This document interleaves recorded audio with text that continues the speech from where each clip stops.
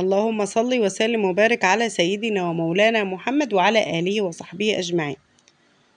قبل أي حاجة، السلام عليكم ورحمة الله وبركاته. ازيكم حبايبي؟ عاملين ايه؟ يا رب تكونوا بخير. تعالوا بقى النهاردة نعمل أكل سهل جدا مفيش أسهل من كده. هنسلق اللحمة، نعمل أحلى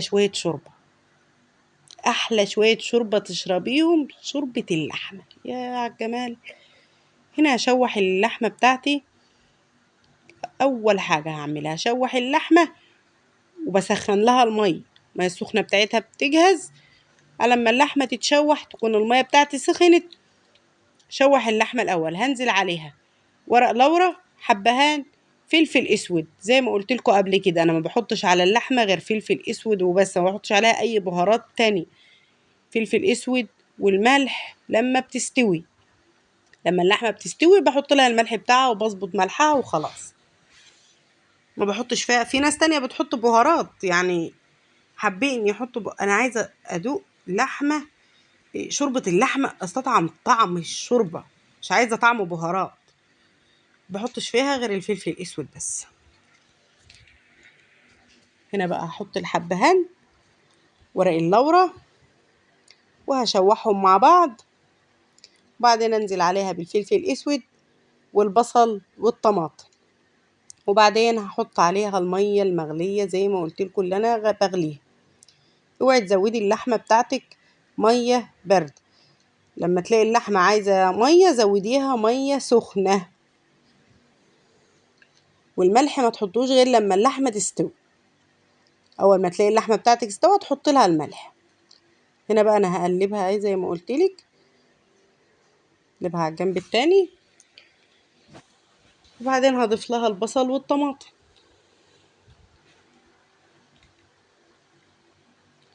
واي ريمه يطلع على الوش الشوربه بتشيليه، تبقى لسه الميه يعني مش شوربه.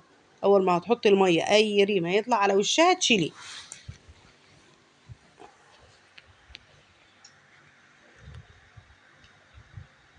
انا حطيت الطماطم ونزلت بالميه السخنه زي ما قلت لك، ميه سخنه. وهسيبها بقى لحد ما تستوي على نار هاديه. اهم حاجه تهدي النار على اللحمه وانت بتسويها. اي لحوم بتعمليها خلي النار بتاعتك تكون هاديه، هتستوي معاكي مش في وقت طويل. وفي نفس الوقت مش هتحتاجي انك كل شويه تزودي لها ميه. لما تكون النار عاليه بتحتاج كل شويه تزودي ميه، الميه بتاعتها بتنقص بسرعه قوي وبتحتاجي كل شويه تبقي عايزه تزودي ميه. جربي تحطيها على نار هاديه، هتستوي معاكي وهتبقى جميله جدا، مش هتاخد منك وقت طويل ومش هتحتاج كل شويه تزودي الميه. كده انا خلاص خلصت اللحمه وهديت عليها النار وغطيتها وسبتها تستوي بقى براحتها. هنرجع نشوفها مع بعض بس لما تستوي وانا بحط لها الملح بتاعها. هنا بقى هنعمل البطاطس في الحله، ودي انا ما عملتهاش بقالي سنين. ما عملتش البطاطس في الحله بالشكل ده وبالطريقه دي بقالي سنين كتير قوي. بعملها في الصينيه، لكن بقالي يعني ديت من فتره طويله قوي والله ما عملتهاش كده. قطعت البصله وقطعت عليها قرن فلفل حراق، ونزلت عليها بالبطاطس مقطعاها زي ما انت شايفه كده. وحطيت عليها ملح، فلفل اسود، كمون، شويه بهارات بطاطس، ورقتين لورا. وهحط الطماطم المعصوره عليها واسيبها لحد ما تستوي. شفتوا اكلنا النهارده سهل جدا ازاي؟ مفيش اسهل من كده. وهتلاقيه طعم وريحته حلوه وحاجه كده تستلذي منها. هنا خلاص خلصنا اللحمه وخلصنا البطاطس. نغسل شويه الرز بتوعنا، رز الابيض، رز ابيض مفيش فيه لا شعريه ولا حبه وحبه ولا اي حاجه، رز ابيض بس. هغسله واحط له الملح بتاعه. هنا بقى اما باجي اعمل شوربه، لما بكون عندي شوربه ما بحبش اقدح على الرز، بحط عليه شويه الزيت بتوعه وانا لسه رايحه اولع عليه كده زي ما انت شايفه كده. شوفي اللحمه، قلت لك هتشوفيها معايا لما تستوي. اللحمه هنا خلاص استوت، وهنا البطاطس اهي ما شاء الله.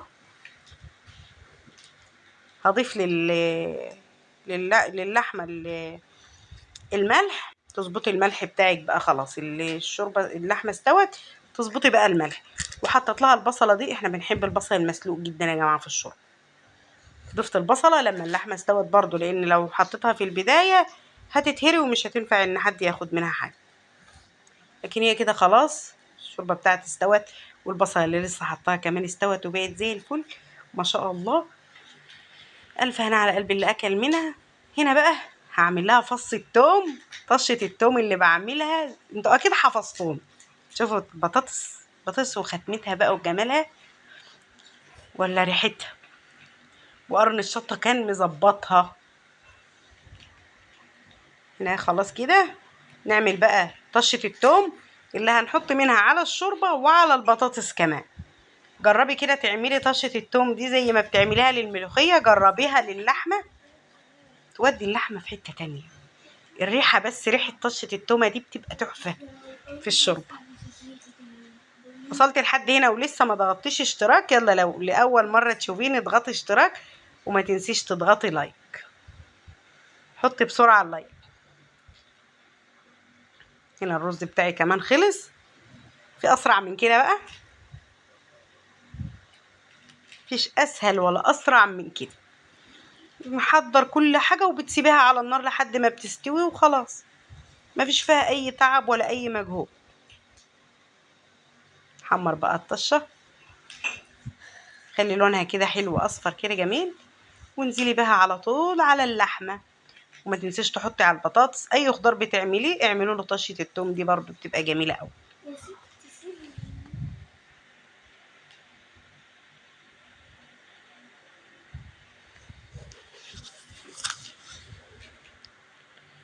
قولوا لي بقى رايكم في غدانا النهارده.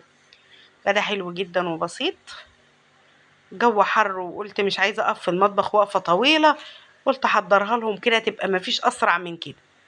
حضرت اللحمه وحضرت البطاطس وسبتهم على النار لحد ما استووا، وكمان غسلت الرز بالمره وانا واقفه في المطبخ وركنته. اول ما اللحمه بتاعتي استوت ولعت على الرز عشان يكون الاكل كله سخن كده وجميل. شوفوا بقى، في احلى من كده؟ خدش مني وقت. وقفت في المطبخ مثلا ربع ساعة لما حضرت الحاجات دي، وبعد كده خرجت وسبتهم على النار، على نار هادية، كل حاجة استوت، ودخلت غرفت الأكل بس. شكل الأكل بتاعنا بعد ما استوي، بطاطس واللحمة والرز كمان. تعالوا نشوف شكل الأكل بعد ما اتغرف. واو واو، شكل البطاطس يجنن.